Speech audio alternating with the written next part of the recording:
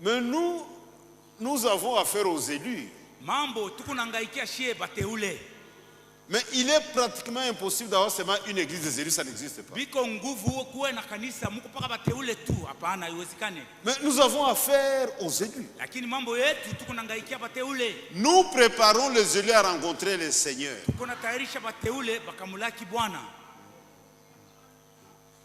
Je disais à certains frères,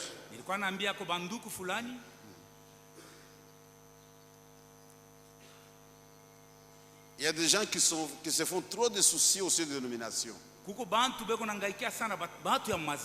Moi, ça ne me regarde pas. Moi, Dieu m'a envoyé pour préparer une épouse. C'est ça ma mission. Ça ne m'intéresse pas. J'ai affaire aux élus. Amen. Dimanche à la sortie, quelqu'un est venu au bureau. Je suis un prédicateur, on a organisé des réunions ici à Lubumbashi. Nous vous invitons pour venir exposer sur l'enlèvement. J'ai dit non frère, je n'ai pas le temps de faire ça. Je n'ai jamais été dans des réunions comme ça. Je n'ai jamais été là. Nous nous occupons des élus. C'est ça notre mission. Une fois au Canada, un groupe de frères qui croient qu'il y a le Saint-Esprit, c'est seulement Franck, tout ça. C'est côté de Katubiri. Ils m'ont invité pour que j'aille prêcher. J'ai dit, Mr. Ils ont insisté, j'ai dit non. Ils ont insisté, nous sommes allés.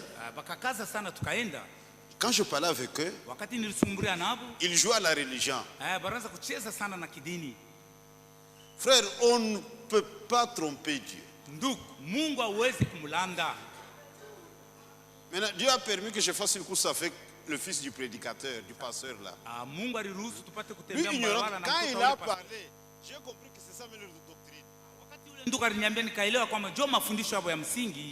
Dis ça va maintenant. Je vais commencer par là.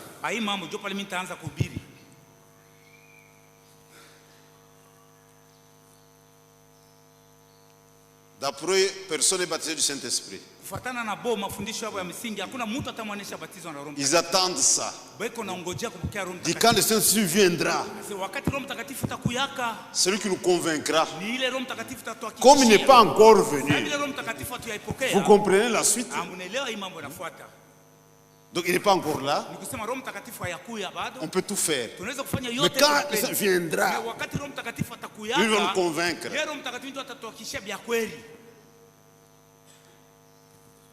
Et j'ai pris la parole de Dieu pour prouver que c'est une fausse doctrine.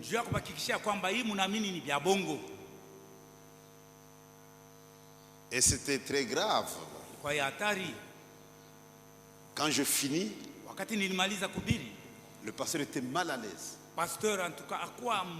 Frère, la vérité est plus forte que l'erreur.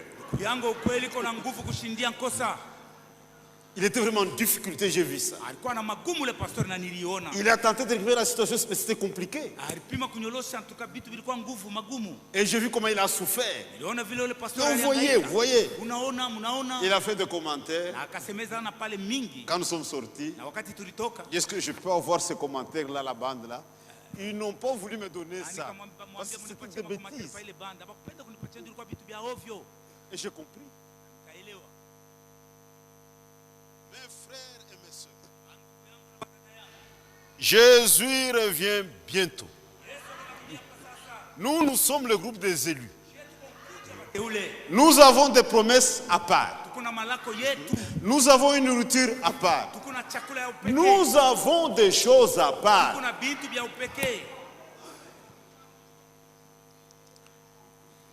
Maintenant, le seul test, c'est le test de la parole. Dites qu'on est une prétention.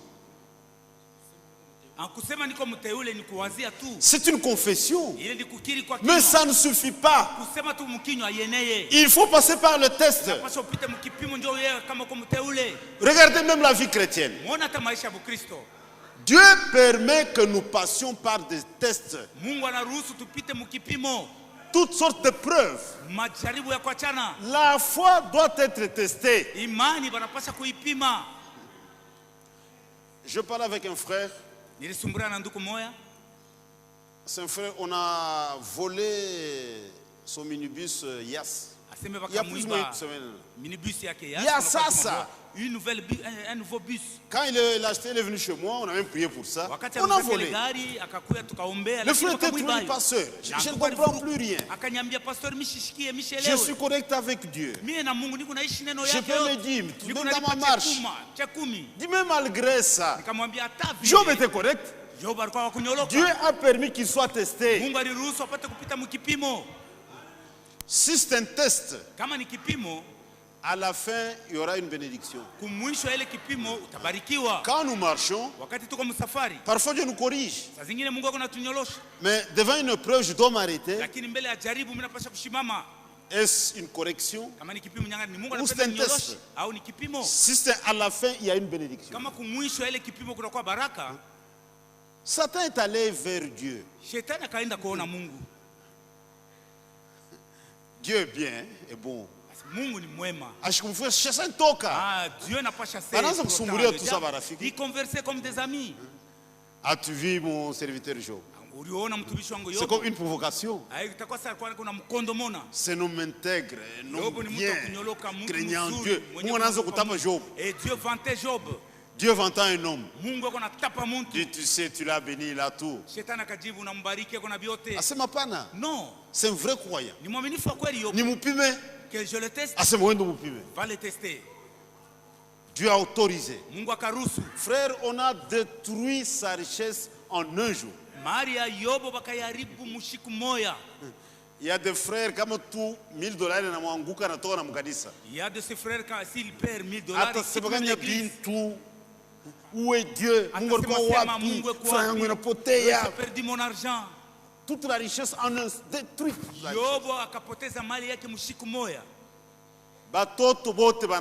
Et les enfants sont morts le même jour.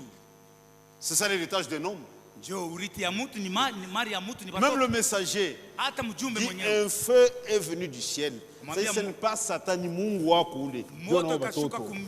Ce n'est pas Satan, c'est ton Dieu. Sa propre femme dit maudit Dieu meurt.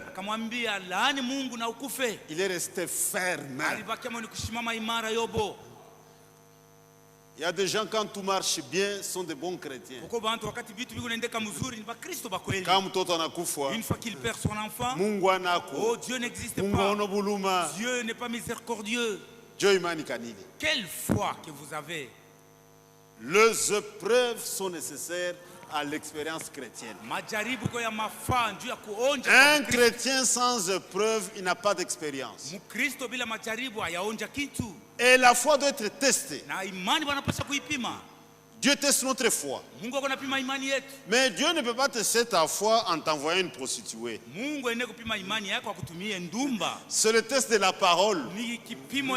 C'est Satan qui envoie des prostituées. Mungu atana sauti pour tester la foi. Et les élus aussi, le meilleur texte, c'est le test par la parole de Dieu. Une vision. Tu n'es pas élu puisque tu as vu une vision. Ou tu as vu un ange.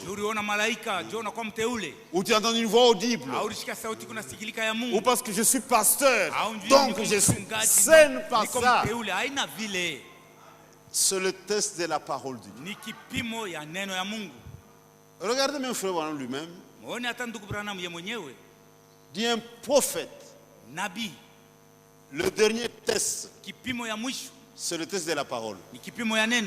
Mon frère Branham, il y a eu des phases dans son ministère. Il y a eu la guérison. Ce n'est pas suffisant. Même si quelqu'un prie, ce n'est pas suffisant. Nous glorifions Dieu pour ça. Si les gens sont guéris, après on a la Trinité, nous fuyons. Est-ce que vous comprenez? Tu pries pour les gens, mais 3 personnes en Dieu, ça devient grave. Il y a eu même le discernement prophétique dans le ministère des frères Branham. Le discernement prophétique. Lire les pensées du cœur.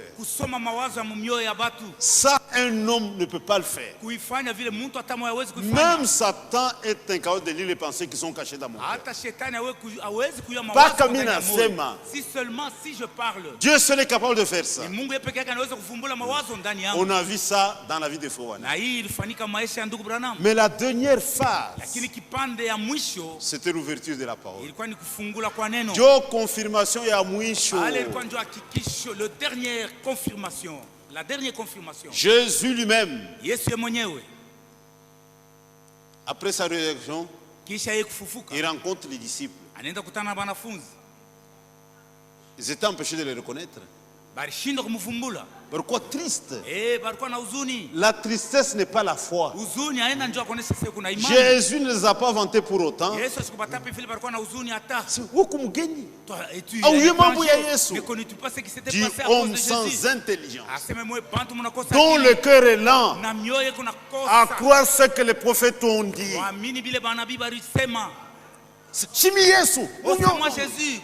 Il a pris la parole en commençant par le prophète, le psaume. Pour s'identifier, il a utilisé les Écritures.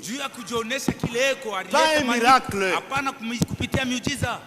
Et tout homme de Dieu doit accepter le test de la parole.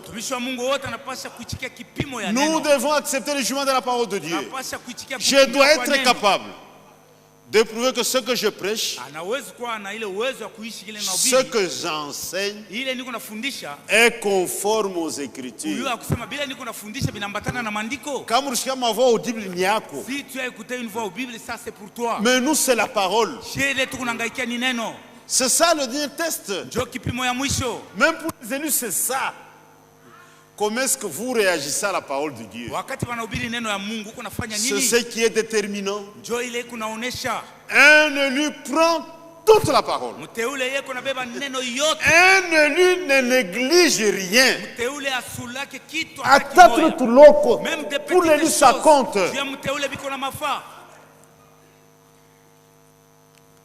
Dans un message, Frère Branham fait un parallèle entre le temps de David et notre temps. Dit c'est la même chose. C'est un type de Christ, David. Pendant le temps de Régé,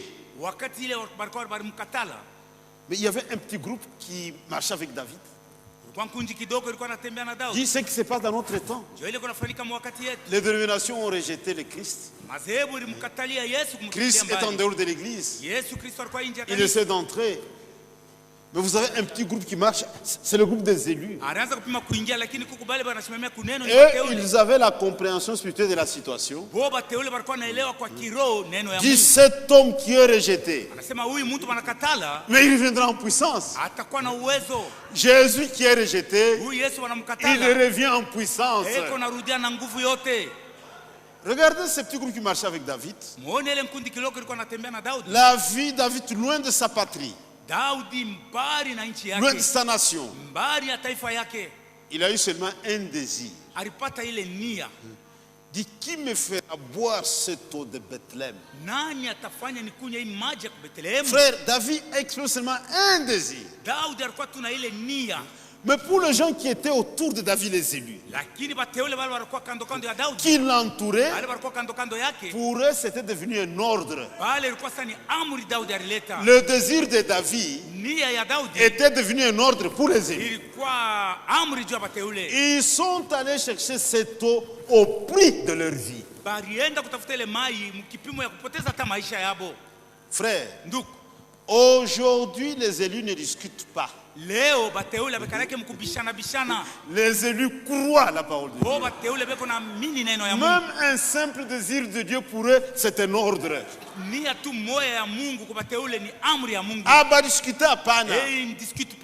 Dieu n'a pas donné sa parole pour qu'elle se prête à des discussions. Nous sommes des croyants. Quand Dieu parle, pour nous se régler, la chose est tranchée. Le meilleur test, c'est le test de la parole de Dieu. Vous êtes élu parce que vous devez passer par le test. Dans votre cœur, il y a un désir ardent et une volonté sincère de vivre dans la volonté de Dieu. Une fois que tu quittes cette volonté, tu deviens malade. Quand un élu brise la parole de Dieu, il va commencer à maigrir. Il a un problème. Il ne peut pas supporter ça. Sa vie sans Dieu, c'est un non-sens. Il est impossible qu'il vive loin de la face du Seigneur. Il est dans la présence de Dieu, dans la parole de Dieu. Et il néglige rien. Frère Franck, dans son livre Le christianisme traditionnel, cet homme de Dieu nous a beaucoup aidé. Ça, il faut même retenir ça par cœur. C'est la page 153. Page 153. Être élu de Dieu signifie premièrement être destiné à un service ou à une tâche et y être consacré. Les vrais élus sont destinés à un service ou à une tâche et ils y consacrent leur vie. C'est ça un élu.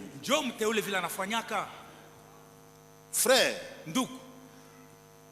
nous sommes au Congo comme tous les hommes.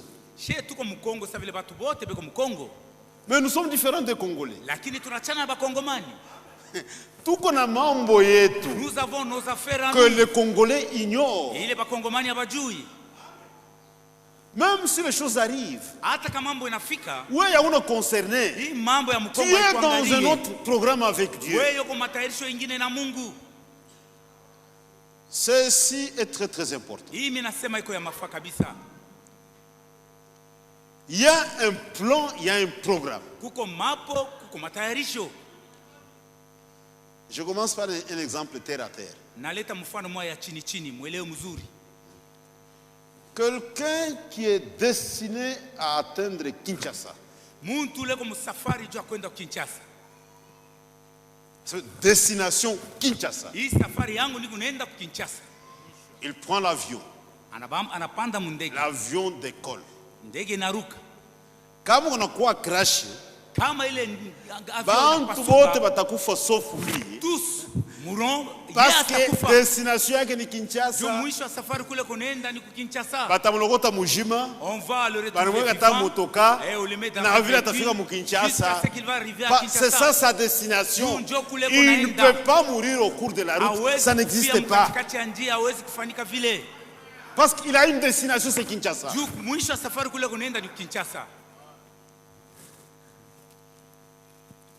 Regardez dans la vie de Frère Branham. Il enviait